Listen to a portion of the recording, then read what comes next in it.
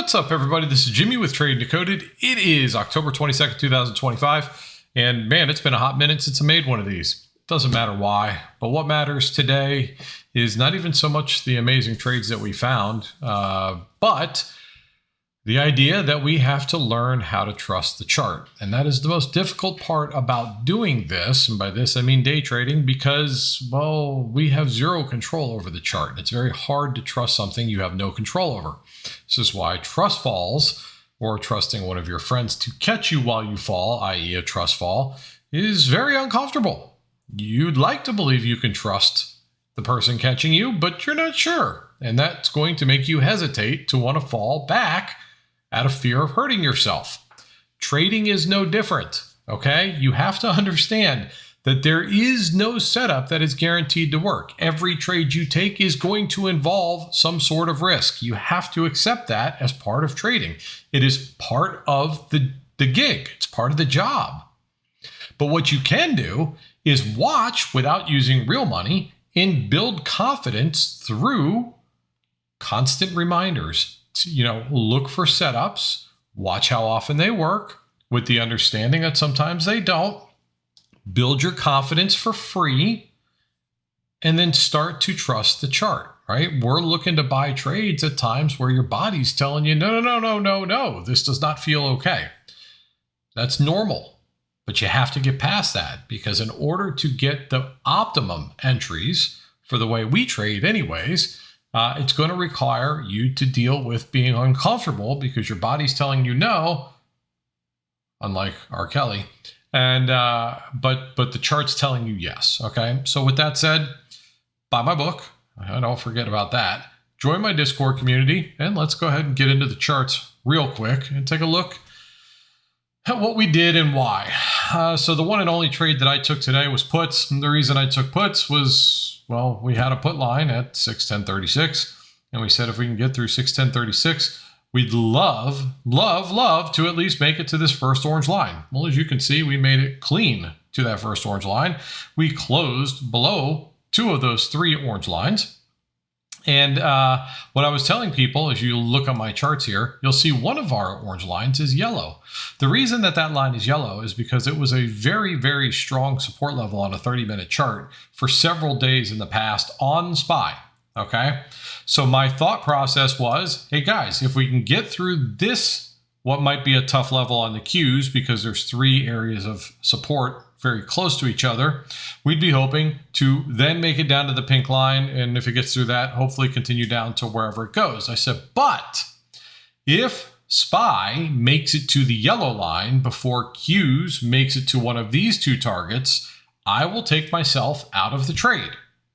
Why? Because I'm respecting the fact that this is a very strong support level, and it proved to be accurate at the time. Now, I didn't get out because we hit the yellow line first. We were coming close to it, but I got out because we hit my alert, which was set at the pink line. Okay? Now, as I was in this trade, I told everybody exactly what I was doing and why. We were ready for puts because we put in some lower highs leading into the open. We knew that if we got above this lower high on those puts, if you got in super aggressively, you were going to have to stop out. But the goal was, let's get through the put line and head down to at least the first orange line.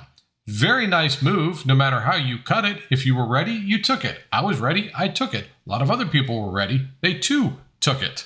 Now, once we closed below that line, I said, you know what? I'm going to give this thing a chance. I'm going to see if it can continue down. I'm very much in profit at this point. My stop loss, and again, I was talking through the whole trade the whole time.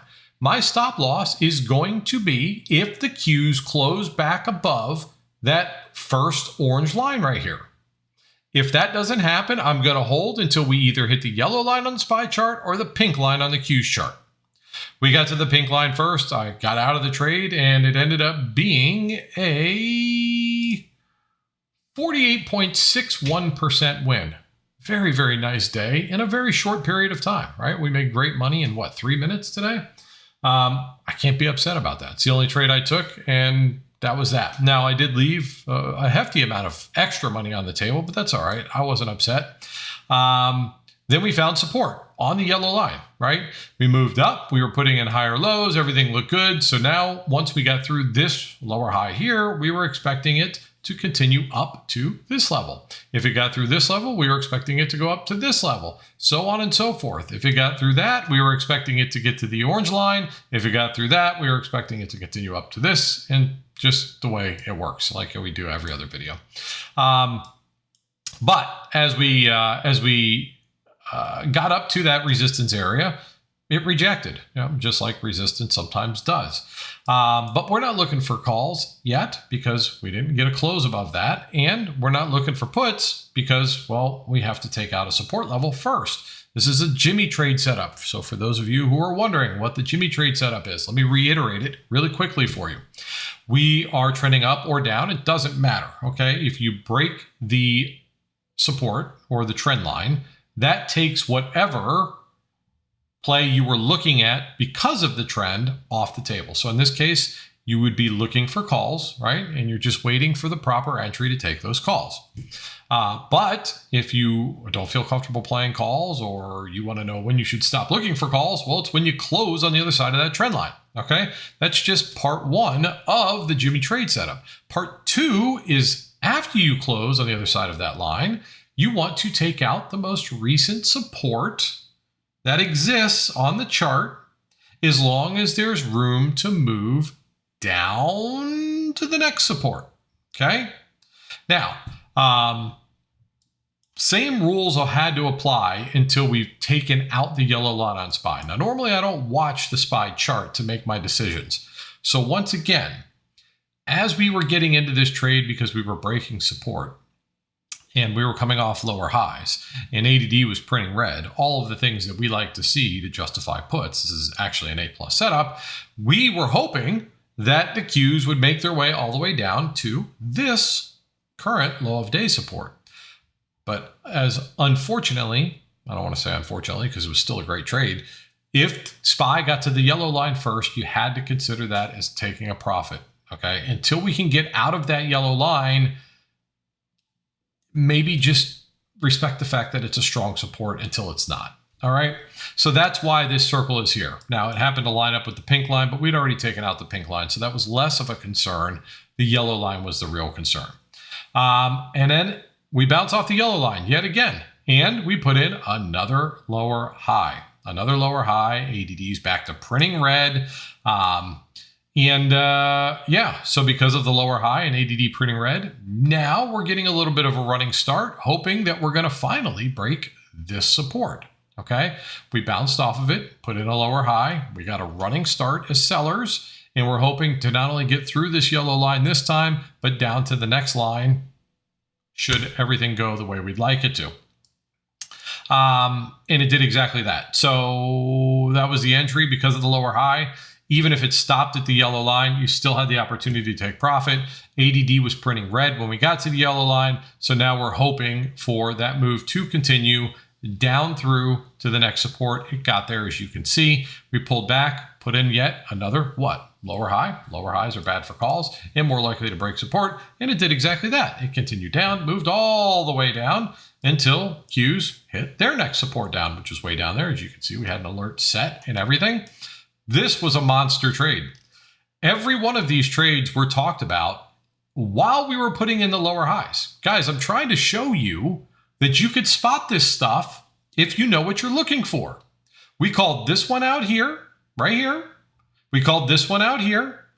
We knew about this one because we're always looking for the Jimmy trade setup. Okay, we called this one 5 minutes before the open. And the fact of the matter is, we're trusting price action. We're trusting the chart. We're trusting lower highs are bad for calls. Higher lows are bad for puts. We're looking for confluence. We see ADD going down. We see Qs putting in lower highs. That means sellers are stronger. We're more likely to continue down from here. That's it. Super simple. The hard part is trusting the chart enough to take the trade. And that's the thing you need to learn to do. And that, unfortunately, takes time. So when you're learning how to do this, you should be doing so the small amount of money you can afford to lose, because once you start compounding your feelings of fear of trusting the chart with the fear of losing larger portions of your money, it makes trading virtually impossible to be good at. So it's not about the money, guys, when you first start. It's about identifying trade setups that have a higher probability chance of winning. And if you know what those are, it also naturally comes alongside of knowing how to spot trades that are not likely to win, because it's the opposite of the ones that are likely to win. And you stop taking bad trades. You'll still lose sometimes. It's part of the game. But you can definitely tilt the odds in your favor. Don't ask me how I know. Ask the other people who have finally accepted the fact that it's not a 50-50 chance every time you take a trade. If you believe that every trade you take is literally a 50-50 chance of winning or losing, you're not going to make it.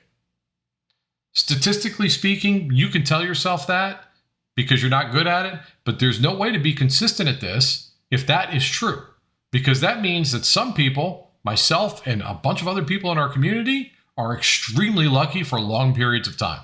We've got several people in our community that have over a 90% win rate. Over 90%. That extends beyond luck. That's because they are patient, they're disciplined, and they wait for the setups. They wait for the A+ setups. They don't take it when it's not perfect. That's a big difference. Okay? This is how it works. Now, we moved down. This was a monster move to the downside. Okay? Found some support here. Start moving up again. We were talking about this one as well. Another Jimmy trade setup, guys. So you have a downtrend. Okay? You have a downtrend. This is just the opposite way. We'll call it like this. You have a downtrend. Okay? We're looking for puts until we're not, right? If you're in puts and you close back above the trend line, you get out. If you're wondering if you should be still looking for puts, if we close on the other side of the trend line, the answer is no. You should be looking for calls. Well, that's awesome. What do we want to see to justify getting into those calls since we know that's what we're looking for now? Well, we got to identify where the first resistance is. If it's right here, you have to then say, okay, is there room if we get to that resistance to move up to the next resistance? Enough room to make money. That's up to you. I need at least a minimum of 20 cents. At least a minimum of 20 cents. That's my rule of thumb. Okay?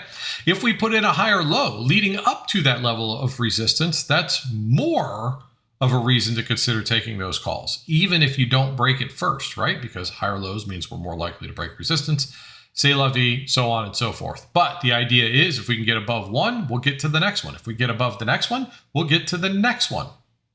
Okay. Now, in this particular case, we were talking about this trade. We broke that resistance. Okay. ADD starts to print green. We turn the resistance into support, put in a higher low right here, and up we go. We didn't make it all the way up to the pink line, but it doesn't matter because if you didn't know to get in the trade in the first place, you never gave yourself a chance to win anything or make any money because you waited too long or you didn't trust the chart. Okay. So Jimmy trade setup, break the downtrend, take out resistance, room to go to the next resistance, take the leap of faith, check ADD. If ADD is in your favor, there's no reason not to take it other than your fear of it not doing what it's supposed to do. And sometimes that will be the case. So never forget that. That's what stop losses are for. And then we start to rotate back down to the downside. Here's a lower high. Lower highs are bad for calls. So now we're not looking for calls anymore. And if we can continue down, what we were waiting for was a break of this support, looking for it to go down to this support. Guess what happened? Off of a lower high, ADD starts printing red again. We break that support straight down to the next support. Now, guys, these are 70-cent moves in a minute, minute and a half. That pays very well. That's a 15 to 20% return on your money in very, very short time. And then what happens? We hit that support. We bounce off of it. Do we make it back up to the resistance we just came through? No, we don't. We put in another lower high. Lower highs means we're more likely to break support. What support? This support. Now, if we break that support, where are we going? To this support. Is ADD printing red when we get there? Sure is. Let's go. Okay, so you want to come down. You want to stay below the trend line. You want to make it down to the next support. All of those things happen. And again, guys, none of this matters if you never take the chance to begin with.